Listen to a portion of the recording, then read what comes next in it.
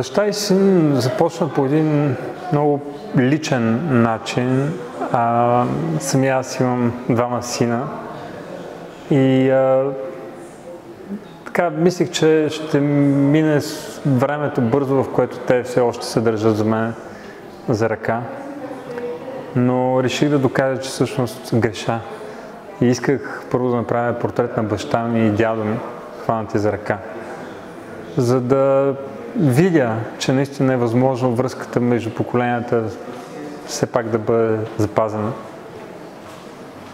Но с времето този проект прерасна в нещо по-голямо и разрастваше постепенно обхвата на своята тема, започвайки първо от баща и син и минавайки през темата за връзката между поколенията и след това за връзката между културите. Защото с всяка една страна, в която продължавах проекта, всъщност виждах различията по отношение не само на културната идентичност, а и начинът, по който ние изразяваме връзката между нас като хора. Така че мисля, че една от основните причини, поради която все още имам интерес към това да разраствам този проект, е не толкова от чисто дори фотографска гледна точка, а от антропологична гледна точка. Идеята за интимност между баща и син, особено между поколения, които са родени преди Втората световна война и след, е много богата тема. Вие може да видите тук при по-възрастните двойки, да ги наречем, как има някои бащи, които панически се дърпат.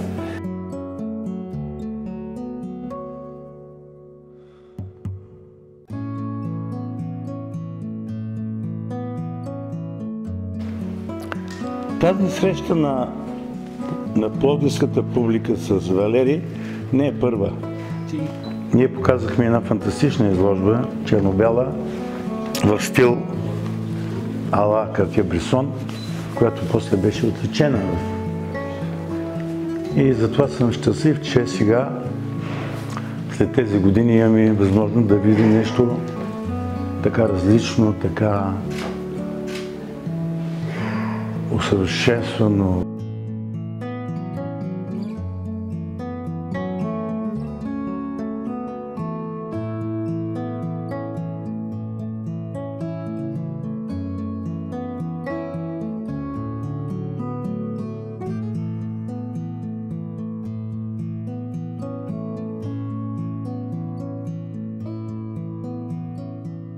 При мен нещата винаги са се случвали така, че първо съм реализирал някакъв успех извън страната, преди тук да се разбере за нещо, което правя.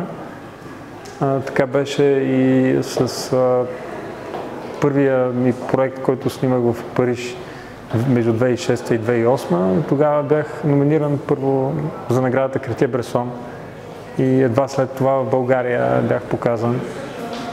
Сега, когато спечелих международната награда за професионална фотография на Sony, имаше една институция в България, която отправи официален поздрав и това беше посолството на една друга държава. Аз се сблъсках с нея с няколко снимки преди една година и бях първо много впечатлен от снимките и второ много впечатлен от амбицията на автора, който си поставя едно начинание, което има опасност да се превърне в начинание за цял живот. До момента си бил в 11 държави, ли каза? Да, за проекта, да. 11 държави, до момента, вчера той ми каза, има 150 снимки. И аз неминуемо започнах да си мисля за Ого Зандер и неговия проект Хората на 20 век, което той снима в продължение на целия си живот. Очевидно това е нещо много близко, много интимно, нещо, което идва от дълбините, не само на фотографската същност на Валери, но и на тази на човек въобще. Разнообразието е огромно и в същото време и приликите са огромни. Проблема за публиката и за широката публика е според мен това, че е много лесно да се плъзнеш по повърхността на тези снимки, защото композицията е една и съща. Двама мъже, стоящи прави в центъра на една снимка. Тоест трябва да има едно по-внимателно заглеждане и аз виждам 3 пункта. Изражението на лицето, стойката и най-важното езика на ръцете. Това е невероятно богато. Фотографията не крещи никакво послание, както много често в съвременността сме свикнали. Една секунда възприятие, бум, разбрах. Тук няма нищо за разбиране. Това е покана да вникнеш, да влезеш, да се замислиш за това всички ние кои сме. И той затова подчерта факта, че не става дума само, че не се интересува само от бащи и синове, а от по-голямата ние човешки въпрос, как ние хората произвеждаме и възпроизвеждаме връзки помежду си и как се държим за ръце, както в прекия смисъл, така и метафорично. Гледайте езика на ръцете. Аз отскоро излязох от един портретен проект. Най-различни са. Има такива, които се дърпат. Бащата иска да избяга. Има там една страшна снимка, в която бащата си е сложил така ръката се едно, че се е подчинил на сина. Този проект е една точно такава покана за интерпретация. Аз не искам да поставям рамката и да отнемам удоволствието на публиката, защото именно този прочит е диалога, който търся. Бих по-скоро поканил българската критика и журналистика да бъде по-смела в това да интерпретира и да изразява собствена позиция, а не само да взима моите думи.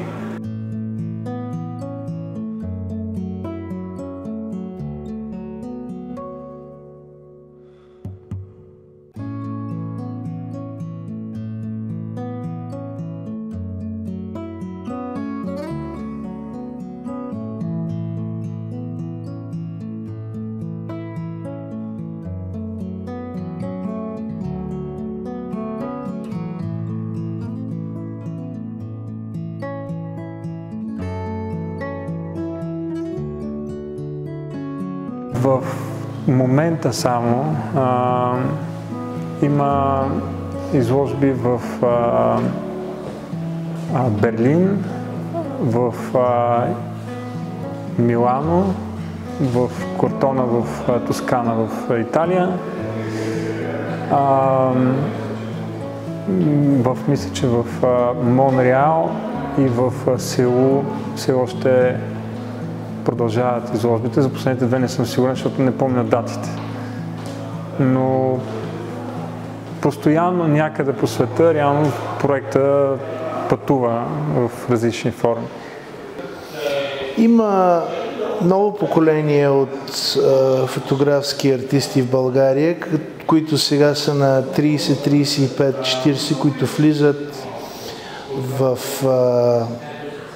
зрялост. Свилен Начев е едно име, за което се сещам веднага. Но работенето в дълбочина и в разгърната времева перспектива не е типично, поне за моето поколение, което е предишното. При нас, и го виждам в продължението на творчеството на мои колеги, битува все още една идея, че това да направиш 40 хубави снимки и да ги сложиш в една галерия е достатъчно, което очевидно не е, защото днес всеки един човек с фотоапарат вътре в телефона му има със сигурност 40 снимки през своята кариера на фотограф. Но моят фокус е бил винаги върху това да създавам. Мисля, че фотографите ние не сме сценични артисти. И момента на удовлетворение идва в момента, в който наистина работим. Така че от гледна точка на качество, нека оставим това на несъществуващите критици. Между другото, в България няма действаща фотографска критика. Няма. Надявам се да имам силите да разгърна проекта и в много други култури, които са по-различни от европейските и западно-азиатските култури, в които на този етап съм снимал. Това е маратон, това не е спринт и понякога е необходимо между отделните етапи човек да поеме глътка въздух.